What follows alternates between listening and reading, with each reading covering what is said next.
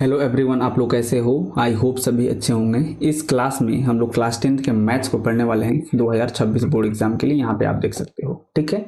तो हम लोग यहाँ पे रियल नंबर शुरू करने जा रहे हैं और रियल नंबर का आज डे नंबर 1 है, ठीक है। तो इस चैप्टर को शुरू करने से पहले सबसे पहले हम लोग डिस्कस कर लेते हैं कि इसको अपने सिलेबस के हिसाब से इस चैप्टर में हमको कौन कौन से टॉपिक्स पढ़ने हैं और कौन कौन से टॉपिक्स अपने सिलेबस से डिलीट हो गया है। तो 2025 और 26 वाला जो सेशन है, इसमें आप देख सकते हो रियल नंबर के अंदर हमको फंडामेंटल थ्योरम ऑफ अर्थमेटिक्स पढ़ने हैं, फिर एलसीएम एंड एचसीएफ हमको पढ़ना है प्राइम फैक्टराइजेशन मेथड से, और एलसीएम और एचसीएफ पे हमको वर्ड्स प्रॉब्लम करना है, उसको पढ़ना पड़ेगा, ठीक है। फिर हमको relation between LCM and HCF पढ़ना है। क्या होता है? ये होता है LCM into HCF is equal to product of two numbers. अब ये कैसे आता है, क्या होता है, इसको हम लोग बिल्कुल अच्छे से देखेंगे जब हम लोग पढ़ेंगे तो, ठीक है।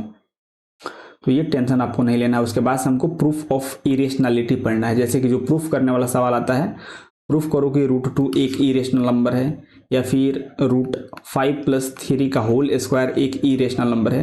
तो इस टाइप के जो भी प्रूफ करने वाले जो सवाल बनते हैं वो आपके बोर्ड एग्जाम के लिए बहुत ही ज़्यादा इंपॉर्टेंट हो जाते हैं इस चैप्टर से। बिकॉज आप हर साल देखना इस टाइप के सवाल आपके बोर्ड एग्जाम में पूछे गए हैं और पूछे भी जाएंगे। तो इस वाले सेगमेंट को हम लोग बिल्कुल अच्छे से करेंगे। और ये जो आपका टॉपिक है यूक्लिड्स डिवीजन लेमा, आपके सिलेबस से खत्म हो चुका है, तो इसको हमें नहीं पढ़ना है, ठीक है। तो अब यहाँ पर डिस्कस कर लेते हैं कि आज की क्लास में हम लोग क्या क्या कवर करने वाले हैं। तो आप देख सकते हो कि डे नंबर 1 में हम लोग फंडामेंटल थ्योरम ऑफ अर्थमेटिक्स को अच्छे से समझेंगे, अच्छे से पढ़ेंगे और इस पे क्वेश्चन प्रैक्टिस करेंगे। यानी आज का जो क्लास है, जो मेन अपना फोकस होने वाला है, वह एक टॉपिक हम लोग पकड़ेंगे बिल्कुल अच्छे से, और अपना काम होगा इसको बिल्कुल अच्छे से समझना, ठीक है।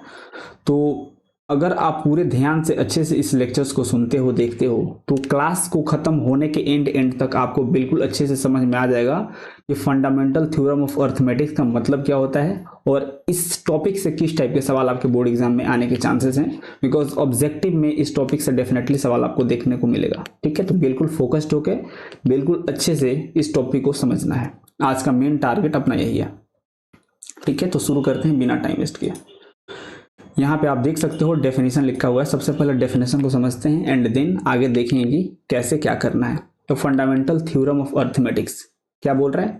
Every composite numbers can be expressed as a product of primes and this factorisation is unique apart from the order in which the prime factors occurs. पता नहीं क्या क्या यार बोल दिया, मेरे को तो समझ ही में नहीं आया, तो आप लोगों को कैसे समझ में आएगा। लेकिन इतना जरूर है कि हर एक बच्चा को इस डेफिनेशन को समझने से पहले ये पता होना चाहिए कि कंपोजिट नंबर्स क्या होते हैं और प्राइम नंबर्स क्या होते हैं। तो सबसे पहले कंपोजिट नंबर्स और प्राइम नंबर्स को अच्छे से हम लोग समझते हैं एंड देन इस डेफिनेशन को, इस स्टेटमेंट को 1 by 1 करके पूरा ब्रेक डाउन करके, पूरा पोस्टमार्टम करके बिल्कुल अच्छे से हम लोग समझेंगे। तो अभी हम लोग क्या करते हैं, प्राइम नंबर्स और कंपोजिट नंबर्स को पहले समझ लेते हैं एंड देन इस डेफिनेशन पे फिर आते हैं, दोबारा पढ़ेंगे और अच्छे से इसका पोस्टमार्टम करेंगे, अच्छे से ब्रेक डाउन करके इसको दोबारा समझेंगे, ठीक है। तो सबसे पहले हम लोग समझते हैं प्राइम नंबर्स को, ठीक है। तो बिल्कुल ध्यान से आप देखो, यहाँ पे डेफिनेशन क्या बोल रहा है? A number which is divisible by 1 and the number itself. मतलब कोई भी नंबर हो जो स्वयं से या फिर एक से डिविजिबल हो, वो सभी प्राइम नंबर्स कहलाते हैं। जैसे आप यहाँ पे देख सकते हो जो 5 है, यहाँ पे देख लो, ये जो 5 है इसको आप या तो 1 से डिवाइड कर सकते हो, मतलब भाग लगा सकते हो, या इसमें खुद से 5 से भाग लग सकता है। उसी प्रकार से आप देख लो 7 है, ये या तो 1 से भाग लगेगा नहीं तो 7 से। मतलब कोई भी नंबर्स जो स्वयं से भाग लगे और 1 से भाग लगे, वे सभी नंबर्स प्राइम नंबर्स कहलाते हैं।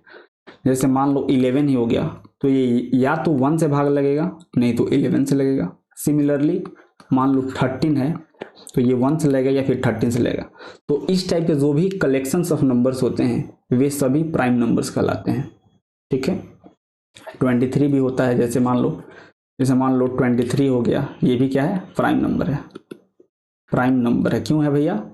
क्योंकि ये या तो 1 से भाग लगेगा या फिर 23 से भाग लगेगा, ठीक है। तो आई होप प्राइम नंबर आप सबको समझ में आ गया होगा। इसका एक और डेफिनेशन यहाँ पे लिखा है, a number which has exactly 2 factors. मतलब आप देख सकते हो फैक्टर्स किसको बोलते हैं? फैक्टर मीन्स कोई भी नंबर को जितने नंबर से भाग लग सकता हो वे सभी नंबर्स उसके फैक्टर कहलाते हैं। जैसे आप यहाँ पे देख रहे हो कि जो 5 है या तो ये 1 से भाग लगेगा नहीं तो 5 से लगेगा। तो ये जो 1 और ये जो 5 हैं ये इस नंबर के फैक्टर्स हैं। तो यहाँ पे आप देख रहे हो कि हर एक नंबर्स जो भी प्राइम नंबर्स हो रहे हैं सभी के 2 फैक्टर्स आ रहे हैं। 2 फैक्टर्स मतलब कोई भी 2 ऐसा नंबर जिससे वो डिविजिबल होगा। तो यहाँ पे एक तो 1 होगा जिससे वो डिविजिबल होगा, या फिर वो नंबर खुद होगा जिससे नंबर डिविजिबल होगा। तो इस डेफिनेशन को आप 2 तरीके से बोल सकते हो। पहला डेफिनेशन क्या बोलोगे, a number which is divisible by 1 and the number itself, मतलब कोई भी नंबर प्राइम नंबर तब कहलाएगा जब वो स्वयं से भाग लगे या फिर 1 से भाग लगे। इन दोनों के अलावा वो किसी और से भाग नहीं लगना चाहिए। या फिर इसी डेफिनेशन को आप इस प्रकार से भी बोल सकते हो, a number which has exactly 2 factors. ठीक है, तो ये दोनों का मतलब सेम ही हुआ और नीचे यहाँ पे एग्जाम्पल लिखा गया है, इसको आप देख सकते हो। ठीक है, तो ये तो हो गया अपना प्राइम नंबर। अब हम लोग समझते हैं कंपोजिट नंबर। ठीक है,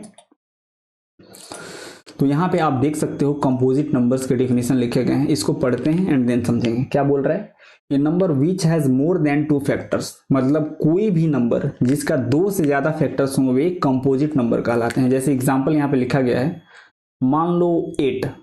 ठीक है, एग्जाम्पल के लिए लेते हैं 8।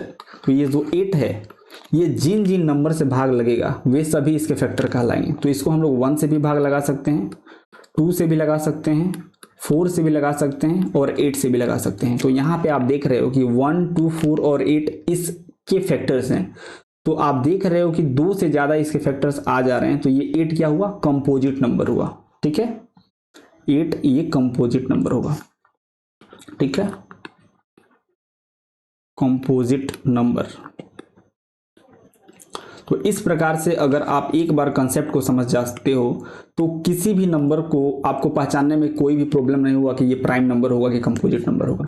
सेम इसी प्रकार से अगर आप अगला एग्जांपल हो, जैसे मान लो 4, तो ये 4 1 से भाग लग सकता है, 2 से लग सकता है या फिर 4 से लग सकता है। तो यहाँ पे आप देख सकते हो कि इस नंबर्स की यहाँ पे टोटल 3 मल्टीपल्स आ रहे हैं, 3 फैक्टर्स आ रहे हैं, मतलब इसके मोर देन 2 फैक्टर्स है, मतलब ये भी कंपोजिट होगा। उसी प्रकार से अगला एग्जांपल जैसे मान लो 12 आप ले रहे हो, तो ये 1 से भी भाग लग सकता है और 2 से भी लग सकता है, 3 से भी लग सकता है, 4 से भी लग सकता है, 6 से भी भाग लग सकता है और 12 से भी लग सकता है। तो आप देख रहे हो कि यहाँ पे भी इसके बहुत सारे फैक्टर्स हैं, तो ये भी कंपोजिट नंबर हो गया। मतलब 2 से ज्यादा अगर फैक्टर्स हुए तो ये नंबर्स कंपोजिट नंबर्स कहलाएंगे, और एग्जैक्टली 2 जिसके पास फैक्टर्स हुआ तो प्राइम नंबर्स कहलाएंगे। तो और किसी भी नंबर्स के पास अगर 2 फैक्टर्स हो रहे हैं तो वो नंबर खुद हो रहा होगा और 1 उसके पास हो रहा हो, तो डेफिनेटली वो प्राइम नंबर्स ही हो रहे होंगे। ठीक है, और कुछ एग्जाम्पल लेके इसको बिल्कुल अच्छे से समझते हैं। जैसे मान लो 20 को लेते हैं, तो 20 या तो 1 से भाग लग सकता है, 2 से भी लग सकता है और 4 से लग सकता है, 5 से लग सकता है, 10 से लग सकता है और 20 से लग सकता है। ठीक है, तो यहाँ पे भी आप देख रहे हो कि इसके टोटल 6 फैक्टर्स आ चुके हैं, यानी ये 20 जो होगा डेफिनेटली एक कंपोजिट नंबर होगा। और एक एग्जांपल लेते हैं, जैसे मान लो आप 18 को अगर देखो तो 18 1 से भी लग जाएगा भाग, 2 से भी लग जाएगा, 3 से भी लग जाएगा और 6 से लग जाएगा, 9 से लग जाएगा और 18 से लग जाएगा। तो इस प्रकार से आप बिल्कुल अच्छे से प्राइम नंबर और कंपोजिट नंबर को पहचान सकते हो। अब अपने डेफिनेशन पे आते हैं, बिल्कुल ध्यान से। ठीक है, जो अपना डेफिनेशन था फंडामेंटल थ्योरम ऑफ अर्थमेटिक का जो स्टेटमेंट था, अब उसको समझते हैं। ठीक है, तो ये अपना स्टेटमेंट है। अब इसको दोबारा पढ़ते हैं और एक एक लाइन को बारीकी से अच्छे से हम लोग समझते हैं कि इसका मतलब क्या हुआ, क्योंकि किसी भी लाइन से कहीं भी कोई भी क्वेश्चन ऑब्जेक्टिव में आपको उठा के डाल देगा। ठीक है, तो अपना मोटो ये नहीं होना चाहिए कि हमको पढ़ के केवल मार्क्स लाना है, हर एक स्टेटमेंट को अच्छे से हमको समझना है। ठीक है, तो पढ़ते हैं। बोल रहा है every composite number can be expressed as a product of primes. ठीक है, तो यहां तक के पहले हम लोग मतलब समझते हैं, फिर आगे पढ़ेंगे। क्या बोल रहा है, every composite number can be expressed as a product of primes, मतलब बोल रहा है कि जितने भी कंपोजिट नंबर्स होते हैं उन सभी को हम लोग प्राइम नंबर्स के प्रोडक्ट के फॉर्म में लिख सकते हैं। ठीक है, तो एक बार लिख के देखते हैं। जैसे मान लो आपके पास सपोज मान लो 4 है। ठीक है, तो 4 का आप प्राइम फैक्टराइजेशन करोगे तो इसको आप 2 into 2 लिख सकते हो। ठीक है, सेम इसी प्रकार से कुछ और एग्जांपल्स करके देखते हैं एंड फिर इसके स्टेटमेंट पाएंगे। जैसे मान लो 12 है, तो 12 को जब आप प्राइम फैक्टराइजेशन करोगे 12 का, तो एक बार साइड में करके देखते हैं। ठीक है, जैसे मान लो आप 12 का प्राइम फैक्टराइजेशन करते हो तो यहाँ पे तो लिखोगे 12, 2 से कैंसिल आउट करोगे तो यहाँ पे क्या आएगा 6 आएगा, फिर 2 से करोगे तो यहाँ पे 3 मिलेगा, फिर 3 से करोगे तो यहाँ पे 1 आएगा। यानी इस 12 को आप 2 into 3 लिख सकते हो। ठीक है, मतलब आप देख रहे हो यहाँ पे ध्यान से देखना, अगर आप इस 12 को देखो तो ये 12 एक कंपोजिट नंबर है, right, this is composite number.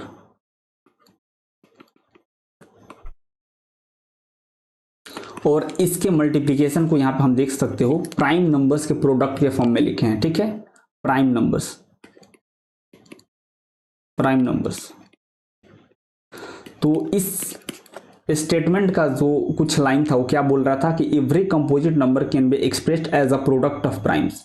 मतलब ये बोल रहा था कि जितने भी कंपोजिट नंबर्स होते हैं उन सभी को हम लोग प्राइम नंबर्स के प्रोडक्ट के फॉर्म में लिख सकते हैं। ठीक है, तो उसको हम लोग क्या बोलेंगे, फंडामेंटल थ्योरम ऑफ अर्थमेटिक्स बोलेंगे। लेकिन इसी में नीचे कुछ और पॉइंट्स लिखे गए तो उसको समझते हैं। क्या बोल रहा है, and this factorisation is unique. और ये जो फैक्टराइजेशन होते हैं हर एक कंपोजिट नंबर्स के लिए बिल्कुल यूनिक होते हैं। ठीक है, apart from the order in which the prime factors occurs. यहाँ पे और कुछ पॉइंट्स बोल दिया, तो इसको एक और एग्जांपल लेते हैं, उसके मदद से पूरे स्टेटमेंट को समझते हैं। ठीक है, जैसे मान लो 210 को उठाते हैं एंड उसके मदद से समझते हैं 210। इसका पहले प्राइम फैक्टराइजेशन कर लेते हैं, उसके बाद से इस स्टेटमेंट पे आएंगे। Okay,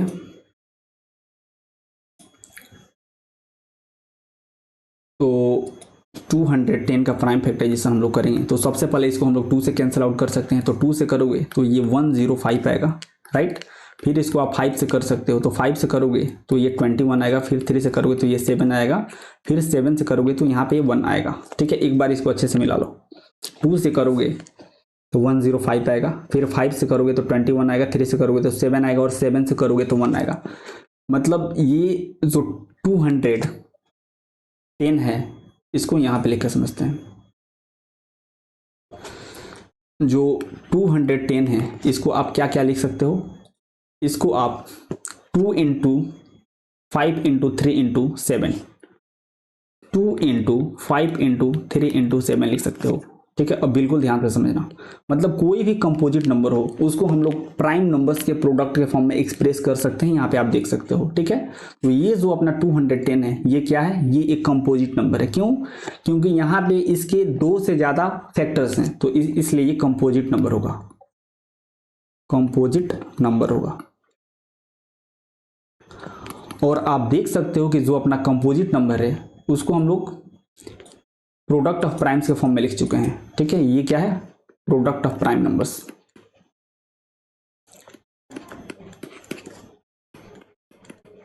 prime numbers. अब इतना पढ़ने के बाद से जो नीचे स्टेटमेंट बोल रहा था ये बोल रहा था कि किसी भी कंपोजिट नंबर के जो प्रोडक्ट ऑफ प्राइम्स होते हैं ये बिल्कुल यूनिक होते हैं। मतलब यूनिक का मतलब क्या हुआ, अगर आप 1 2 1 5 1 3 और 1 7 वाला प्राइम नंबर यूज करोगे तो उससे सिर्फ और सिर्फ 210 वाला ही कंपोजिट नंबर बनेगा। ठीक है, और इस प्रोडक्ट ऑफ प्राइम्स को आप किसी भी ऑर्डर में लिखो इधर उधर करके, उससे कोई फर्क नहीं पड़ेगा, हमेशा आपको 210 ही मिलेगा। मतलब ये जो लिखने का जो ऑर्डर है ये कैसे हो भी आप लिख लो, मतलब पहले 2 5 3 और 7 आप लिखे हो, इसको आप अगर 5 into 2 into 7 into 3 मतलब इधर उधर भी ऑर्डर करके लिखते हो तो भी आपको 210 ही मिलेगा। मतलब ऑर्डर कोई भी मैटर नहीं करता है, और जो प्राइम नंबर्स हैं वो बिल्कुल यूनिक होते हैं। ठीक है, जो प्राइम नंबर्स का प्रोडक्ट होता है वो बिल्कुल यूनिक होता है हर एक कंपोजिट नंबर के। ठीक है, जैसे अगर आप और अच्छे से इसको समझ पाओ तो जैसे मान लो एक और एग्जांपल ले लेते हैं। जैसे मान लो एक एग्जांपल ले लेते हैं 18 का प्राइम फैक्टराइजेशन करोगे तो आपको कितना मिलेगा, आपको ये मिलेगा, मतलब 2 into 3 into 3। ठीक है, ये 18 का प्राइम फैक्टराइजेशन हुआ, तो ये 18 क्या है, this is composite number, and ये क्या है, ये प्रोडक्ट ऑफ प्राइम्स है, प्रोडक्ट ऑफ प्राइम्स। तो अपना डेफिनेशन जो पूरा बोल रहा था ये तो बोल ही रहा था कि जो कंपोजिट नंबर होता है date can be express in the product of prime numbers. इसके साथ जो नीचे ये बोल रहा था, यहाँ पे आप देख सकते हो, every composite numbers can be express as a product of primes and this factorisation is unique. मतलब ये बिल्कुल यूनिक होता है। इसका मतलब क्या होगा, बिल्कुल यूनिक का मतलब, बिल्कुल यूनिक का मतलब सिंपल ये हुआ कि अगर आप 2 3 और 1 2 यूज करोगे तो आपको सिर्फ और सिर्फ ये 18 वाला ही कंपोजिट नंबर मिलेगा। ठीक है, और ये जो लिखने का जो ऑर्डर है ये बिल्कुल मैटर नहीं करता है, आप इसको कैसे हो भी लिख सकते हो। आप इसको 3 इंटू 2 इंटू 3 लिखोगे तो भी आपको 18 ही मिलेगा, या फिर इसी को आप 3 इंटू 3 इंटू 2 लिखोगे तो भी आपको यही वाला सेम कंपोजिट नंबर मिलेगा। मतलब ऑर्डर कोई भी मैटर नहीं करता है, और हर एक प्राइम नंबर्स का जो प्रोडक्ट होता है वह किसी भी कंपोजिट नंबर्स के लिए बिल्कुल यूनिक होता है। ठीक है, जैसे आप एग्जांपल के लिए एक कंपोजिट नंबर सपोज 4 ले लो, तो इसको आप 2 इंटू 2 लिख सकते हो इन the form of product of primes. मतलब आप अगर 2 प्राइम नंबर्स को यूज करते हो तो आपको सिर्फ और सिर्फ ये 4 वाला ही कंपोजिट नंबर मिलेगा। मतलब हर एक कंपोजिट नंबर के लिए जो प्रोडक्ट ऑफ प्राइम्स होते हैं that is unique. I hope आप सबको बिल्कुल अच्छे से ये वाला स्टेटमेंट समझ में आया होगा कि फंडामेंटल थ्योरम ऑफ अर्थमेटिक्स क्या होता है। तो सिंपल कुछ नहीं होता है, किसी भी कंपोजिट नंबर्स को हम लोग प्राइम नंबर्स के प्रोडक्ट के फॉर्म में लिखते हैं, वही क्या है, फंडामेंटल थ्योरम ऑफ अर्थमेटिक्स है। और उसको लिखते टाइम उसका जो ऑर्डर होता है वो मैटर नहीं करता है, और हर एक कंपोजिट नंबर का जो प्रोडक्ट ऑफ प्राइम्स होता है वो बिल्कुल यूनिक होता है। इतना आपको अच्छे से समझ में आना चाहिए। ठीक है, यानी यहाँ पे अगर आप लिखना चाहो तो आप लिख लो, क्या लिखोगे, हम लोग सभी कंपोजिट नंबर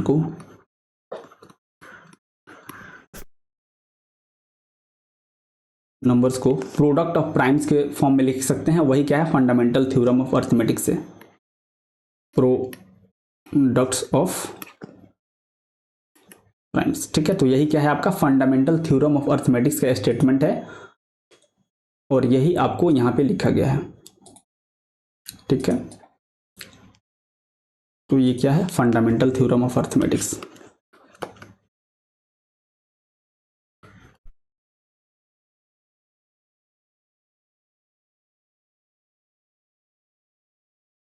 ठीक है, तो आई होप बिल्कुल अच्छे से आपको ये समझ में आया होगा। अब आगे देखते हैं कि आगे अब हमको क्या पढ़ना है। तो ये आपको स्टेटमेंट बिल्कुल अच्छे से समझ में आ गया होगा। मतलब किसी भी आप कंपोजिट नंबर्स को प्राइम नंबर्स के प्रोडक्ट के फॉर्म में लिख सकते हो, वही क्या है, आपका फंडामेंटल थ्योरम ऑफ अर्थमेटिक्स है। और इसको लिखने के दौरान जो आपका प्राइम नंबर्स के मल्टीप्लिकेशन का जो ऑर्डर है वो मैटर नहीं करता है, और हर एक कंपोजिट नंबर के लिए जो प्राइम नंबर्स होते हैं वो बिल्कुल यूनिक होते हैं। जो प्रोडक्ट ऑफ प्राइम्स होते हैं दे आर एब्सोल्युटली यूनिक। और आपको प्राइम नंबर्स भी समझ में आ गए होंगे। कोई भी प्राइम नंबर्स कब कहलाएगा, जब उसके सिर्फ और सिर्फ 2 फैक्टर्स होंगे, 1 and the number itself. And composite numbers क्या होंगे, किसी भी नंबर्स के अगर 2 से ज्यादा फैक्टर्स होते हैं तो वो कंपोजिट नंबर कहलाते हैं। यानी a number which has more than 2 factors called composite number. ठीक है, तो हम लोग बिल्कुल सक्सेसफुली, बिल्कुल अच्छे से अपने स्टेटमेंट को, फंडामेंटल थ्योरम ऑफ अर्थमेटिक्स को अच्छे से पोस्टमार्टम करके उसके कंसेप्ट को समझ चुके हैं। अब इस पे कुछ क्वेश्चन है उसको अच्छे से करते हैं, एंड देन इस क्लास को हम लोग रैप अप करेंगे। तो अपने पास एक क्वेश्चन है, छोटा सा बोल रहा है, express each numbers as a product of its prime factorisation. मतलब यहाँ पे जो भी आपको नंबर्स दिए गए हैं ये सभी कंपोजिट नंबर्स हैं, तो इन सभी को हमको प्रोडक्ट ऑफ प्राइम के फॉर्म में, यानी कि इसका प्राइम फैक्टराइजेशन करके हमको लिखना है। ठीक है, यानी ये सभी कंपोजिट नंबर्स हैं, इसका प्राइम फैक्टराइजेशन हमको करना है। तो सबसे पहले 140 का हम लोग यहाँ पे करते हैं प्राइम फैक्टराइजेशन। ठीक है, तो चलो यहाँ पे कर लेते हैं और नेक्स्ट पेज पे इसको अच्छे से लिख लेंगे।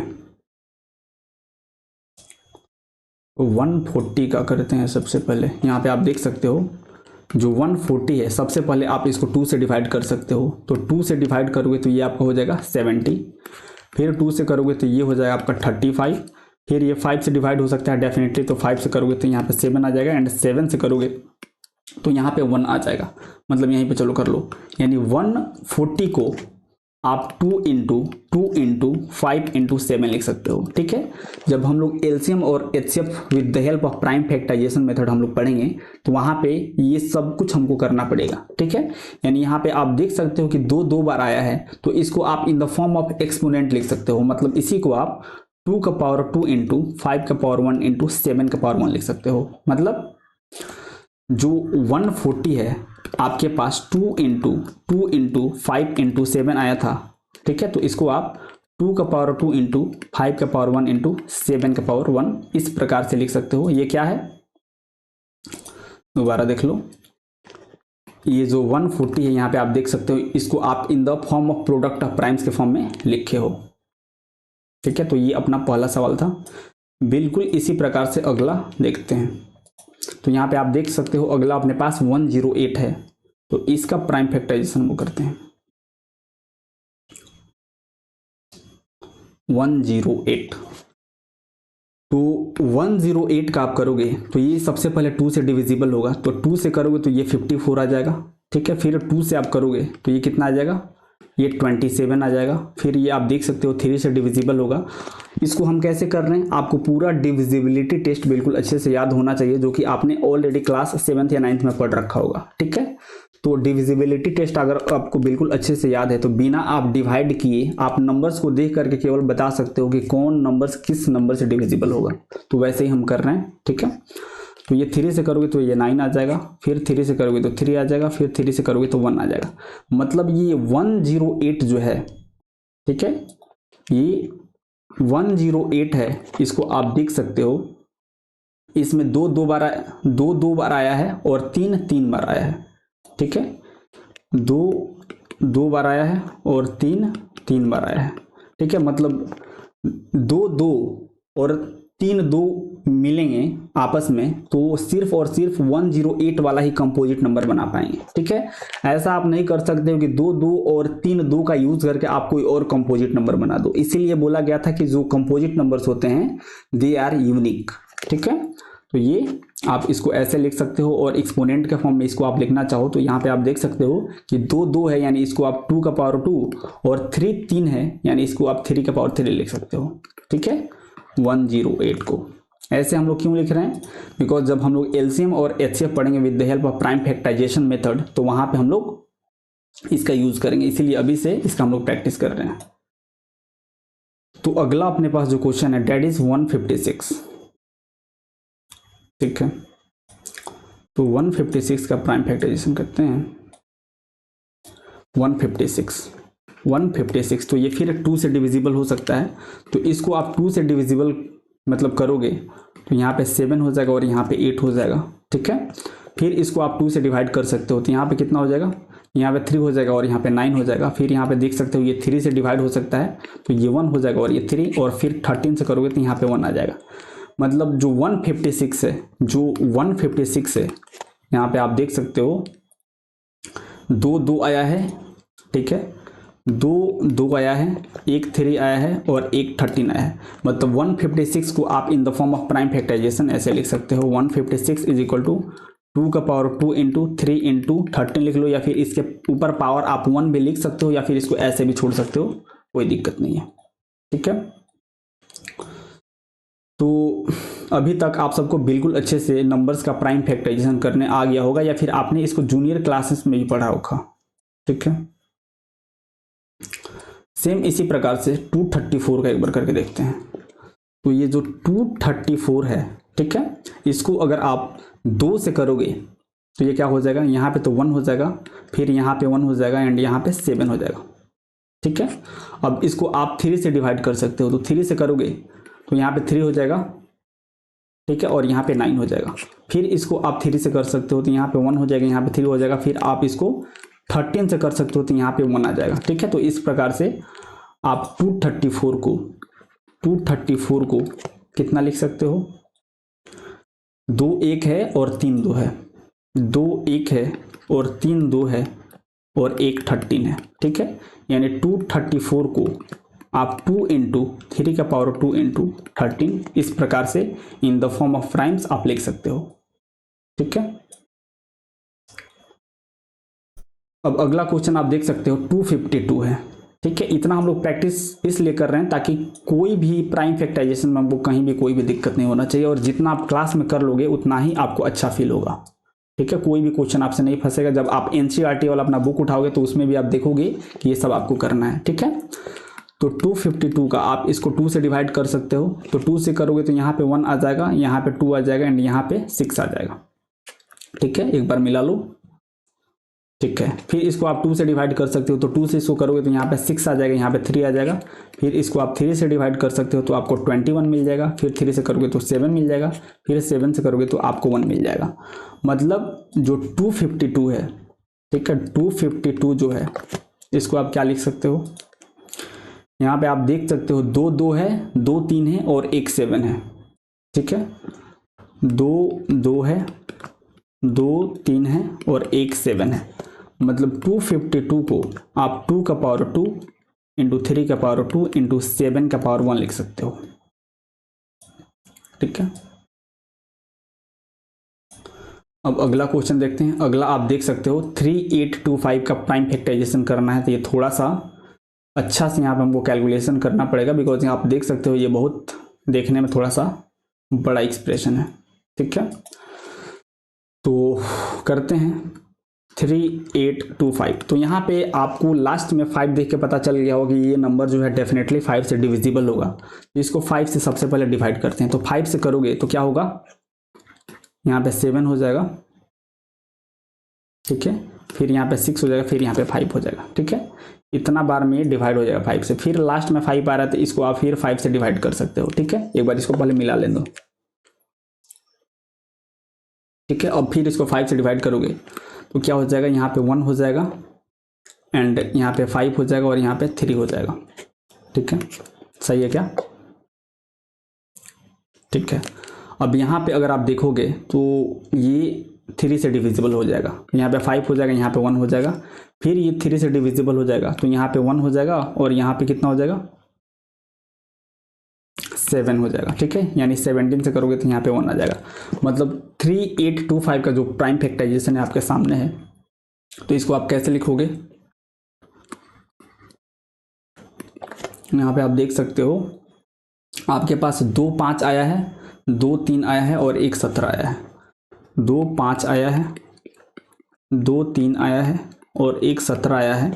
मतलब 3825 जो है इसको आप 5 का पावर 2 इंटू 3 का पावर 2 इंटू 17 लिख सकते हो।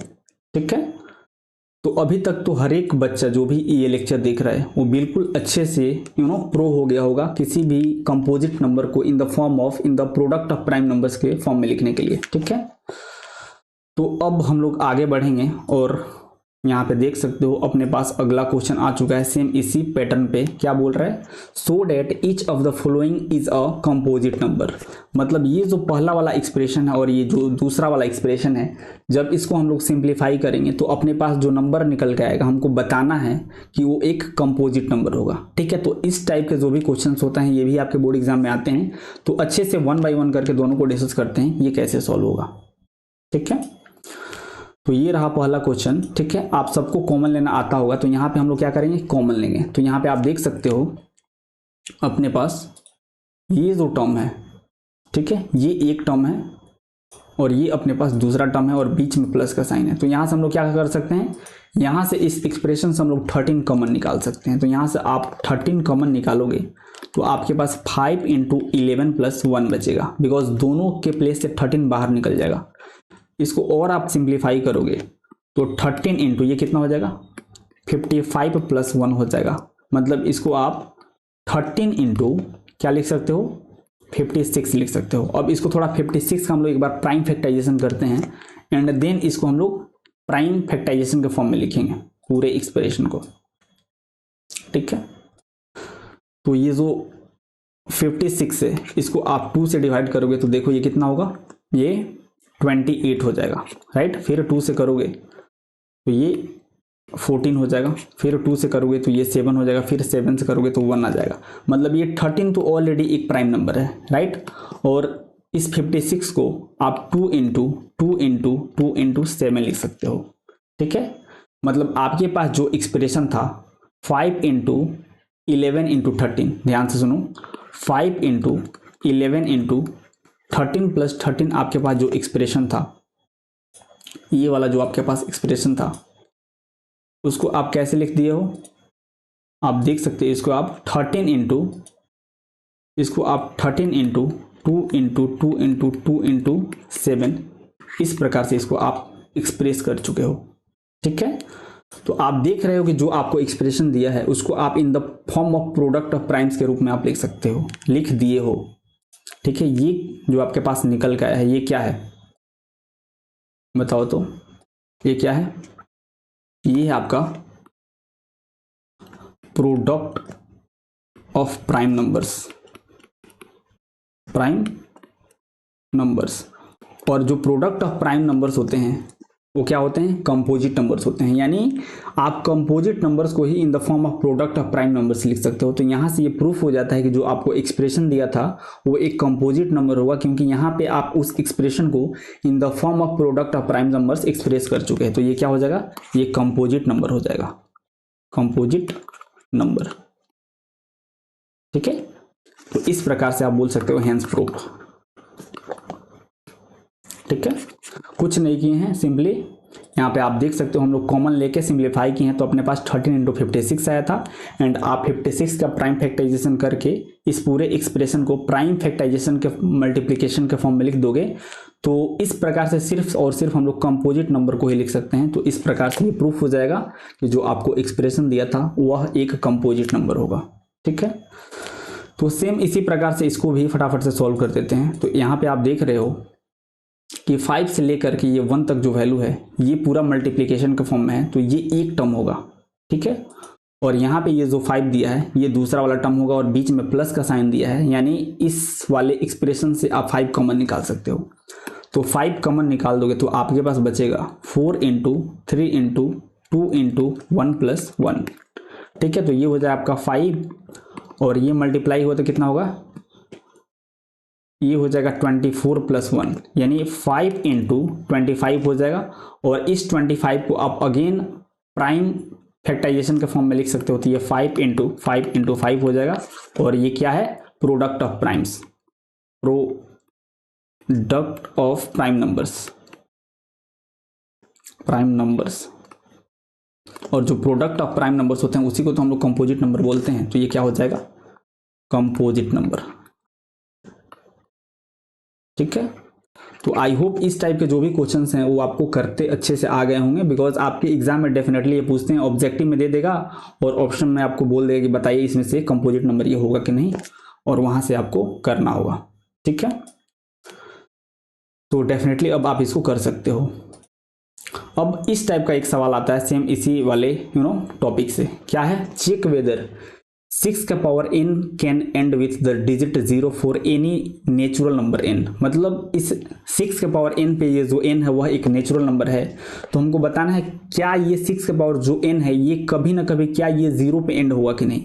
ठीक है, तो इस टाइप का स्टेटमेंट आता है प्रूफ करने के लिए। तो इसको हम लोग कैसे करेंगे, इसको अच्छे से देखते हैं। ठीक है, लेकिन इसको देखने से पहले एक पॉइंट बिल्कुल आप अच्छे से समझो, कोई भी नंबर हो जिसके एंड में 0 होता है, ठीक है, तो डेफिनेटली उसमें 2 और 5 दोनों फैक्टर्स अवेलेबल होंगे। जैसे एग्जांपल के लिए समझ जाओ, जैसे मान लो आपके पास 950 एक नंबर है, तो इसके एंड में आप देख रहे हो यहाँ पे 0 आ रहा है।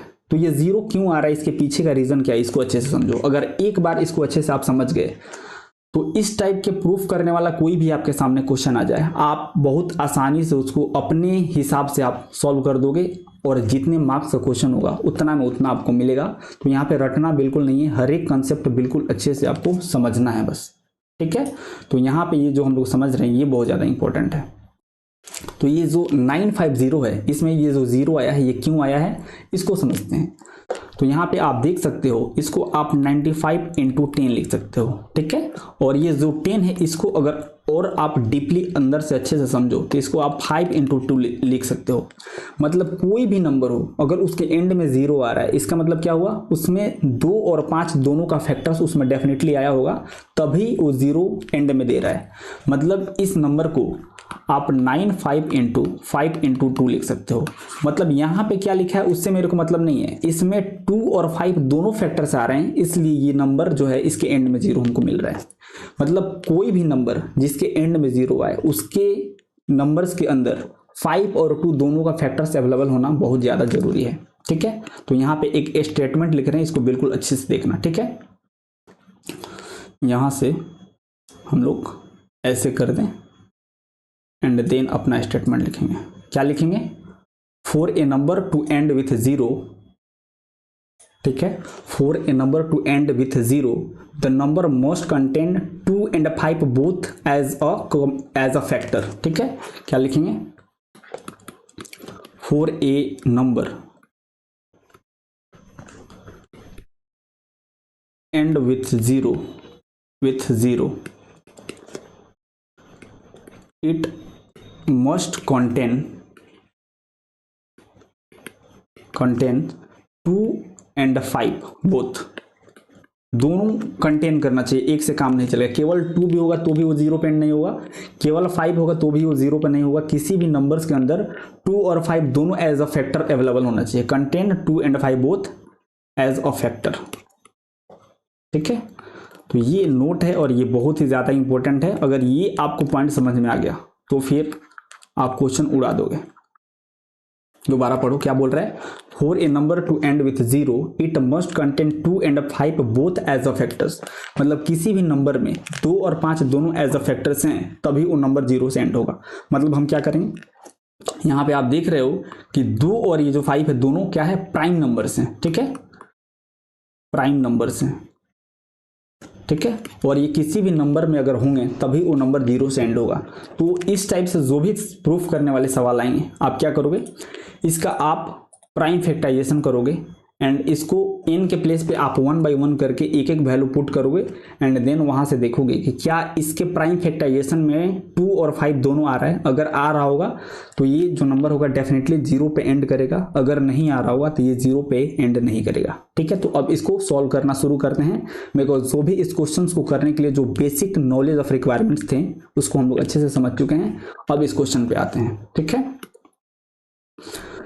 तो ये जो 6 का पावर n है, अगर इसके अंदर में ये जो नंबर है अगर इसका प्राइम फैक्टराइजेशन करो तो इसको आप 2 into 3 लिख सकते हो, राइट। यानी इसको आप 2 into 3 के पावर n लिख सकते हो, राइट।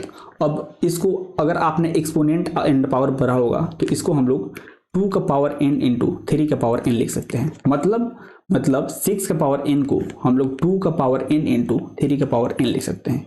ये पॉइंट आपको पहले समझ में आना चाहिए, ठीक है। अगर आपने क्लास 8 में एक्सपोनेंट एंड पावर पढ़ा होगा तो ये जो लाइन है ये आपको बिल्कुल अच्छे से समझ में आ रहा होगा, ठीक है। अब हम लोग क्या करेंगे, 1 by 1 हम लोग n के प्लेस पे वैल्यू रखेंगे एंड देखेंगे कि क्या क्या हमको मिल रहा है। जैसे जो अपना 6 का पावर n है, सबसे पहले हम लोग n इज इक्वल टू 1 रखते हैं। तो अगर n का वैल्यू आप 1 रखोगे तो 6 का पावर 1 बनेगा, ठीक है। और 6 को आप 2 into 3 का पावर 1 लिख सकते हो, यानी ये 2 into 3 हो जाएगा। मतलब 1 रखने से आपको 2 into 3 मिल रहा है। सेम इसी प्रकार से हम लोग n इज इक्वल टू 2 रखेंगे, ठीक है। तो n इज इक्वल टू 2 रखेंगे तो हमको 6 का पावर 2 मिलेगा। मतलब इसको हम लोग 2 into 3 का पावर 2 लिख सकते हैं, ठीक है। बिकॉज 6 का आप प्राइम फैक्टराइजेशन करोगे तो आपको 2 into 3 मिलेगा, इसका पावर 2 हो जाएगा।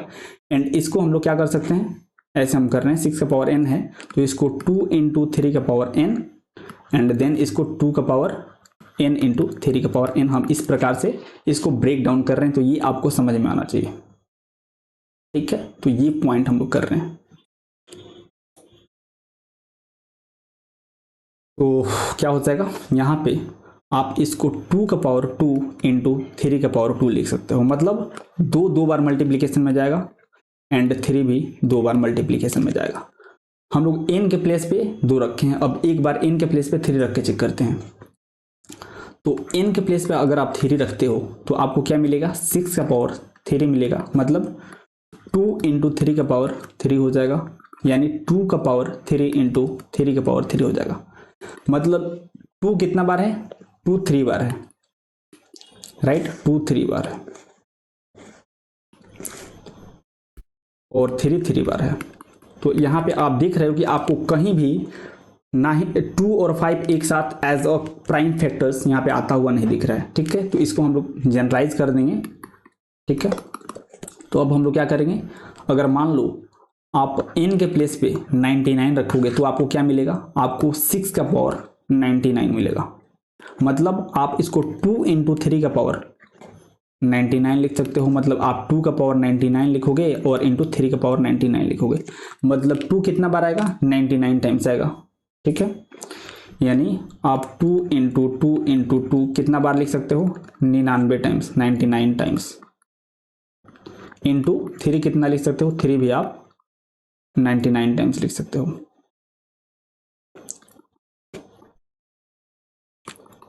तो इसी प्रकार से आप n का कोई भी वैल्यू डाल दो, एज अ प्राइम फैक्टर्स आपको सिर्फ 2 और 3 ही मिल रहे हैं, यहाँ पे आप देख रहे हो, ठीक है। तो हम लोग क्या करेंगे, अगर n के प्लेस पे, ठीक है, इसको डॉट डॉट से कर देते हैं, मतलब जनरल फॉर्म में इसको दिखा रहे हैं। एंड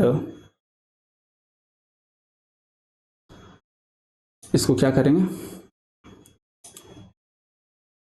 n के लिए इसको एक बार कर देंगे, जनरलाइज कर देंगे। तो अगर n के प्लेस पर अगर आप n रखते हो तो आप 6 के पावर n लिखोगे, यानी इसको आप 2 इंटू 3 के पावर n लिखोगे, यानी इसको आप 2 का पावर n इंटू 3 के पावर n लिखोगे।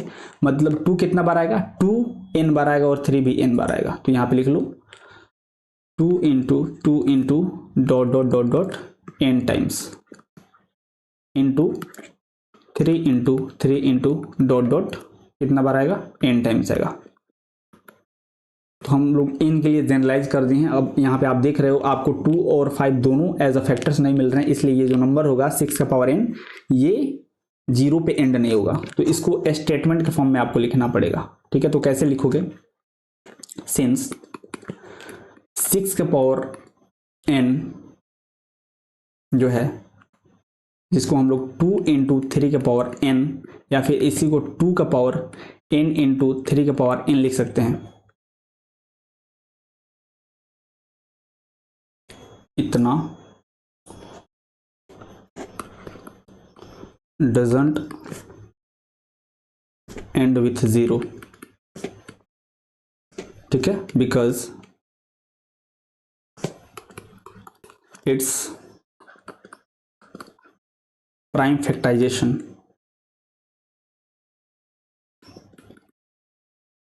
doesn't contain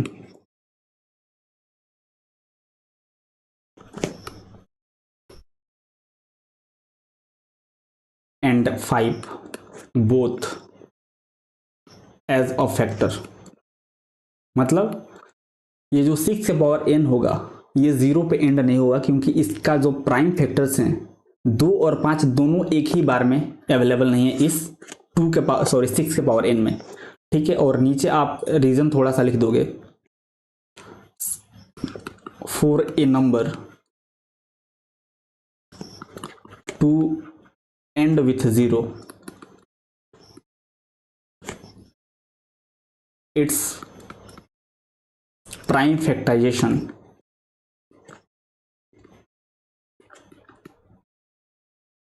must contain 2 and 5 both as a factor। ठीक है, as a factor। तो इस प्रकार से आप लैंग्वेज का यूज करके बहुत आसानी से इस स्टेटमेंट को प्रूफ कर सकते हो। अगर एक बार इस तरीके से अगर आप लिख दिए तो जितने मार्क्स का सवाल होगा उतने नंबर्स आपको दिए जाएंगे। ठीक है, आपको ये पॉइंट अच्छे से समझना पड़ेगा कि कोई भी नंबर जब 0 पे एंड होता है तो उसके एंड में जो 0 आ रहा होता है वो 2 और 5 दोनों के मल्टीप्लीकेशन की वजह से आ रहा होता है, और 2 और 5 दोनों क्या है, प्राइम नंबर्स हैं। मतलब किसी भी नंबर के एंड में अगर आपको 0 मिल रहा है, इसका मतलब सिंपल ये हुआ कि जब आप उसका प्राइम फैक्टराइजेशन करोगे तो उसमें 2 और 5 बोथ एज अ फैक्टर्स उसमें अवेलेबल होंगे। दैट्स वाई आपको 0 मिल रहा होगा किसी भी नंबर के एंड में। तो वही यहाँ पे लिखा गया for a number to end with 0 it's prime factorization, यहाँ पे थोड़ा सा छूट गया है, या फिर ऐसे भी लिख सकते हो it must contain 2 and 5 both as a factor. ठीक है, तो यहाँ पे जरूरी नहीं है कि 6 का पावर n है, आपके 4 का पावर n दे सकता है, 9 का पावर n दे सकता है, कुछ भी दे सकता है इन द जनरल फॉर्म। ठीक है, इन द फॉर्म ऑफ n। तो उसको आप सेम इसी तरीके से उसको लिखोगे। ठीक है, प्राइम फैक्टराइजेशन के फॉर्म में, और 1 by 1 करके आप n का वैल्यू 1 2 3 4 ऐसे डालते जाओगे, और n के लिए उसको आप जनरलाइज कर दोगे, एंड लास्ट में आप वहां पे चिपका देना doesn't end with 0 because it's prime factorization doesn't contain 2 and 5 both as a factor. ठीक है, और थोड़ा सा आप लिख देना for a number to end with 0 it's prime factorization must contain 2 and 5 both as a factor. ठीक है, तो आई होप कैसे आपको रिप्रेजेंट करना है, कैसे लिखना है, हर एक पॉइंट बिल्कुल अच्छे से आपको समझ में आ गया होगा। और अपना क्लास ये जो खत्म हुआ है अभी तक आपको बिल्कुल अच्छे से ये फील आ गया होगा कि फंडामेंटल थ्योरम ऑफ अर्थमेटिक्स क्या होता है। ये कोई बड़ा रॉकेट साइंस नहीं होता, ये बिल्कुल सिंपल सा है कि किसी भी कंपोजिट नंबर को हम लोग क्या कर सकते हैं, in the product of primes express कर सकते हैं, और वही क्या होता है, फंडामेंटल थ्योरम ऑफ अर्थमेटिक्स होता है। राइट, इस पॉइंट को एक बार थोड़ा सा और आप अच्छे से समझ लेना। ठीक है, ओके देन आज के लिए इतना ही रहने देते हैं। आई होप आज का क्लास बहुत ज़्यादा इंजॉयफुल रहा होगा आपके लिए। ठीक है, मिलते हैं फिर नेक्स्ट लेक्चर नंबर 2 में, डे नंबर 2 में। तब तक के लिए आप लोग मस्त रहें, स्वस्थ रहें, अपना ख्याल रखें। ठीक है, ओके देन, तब तक के लिए have a good day, take care, bye.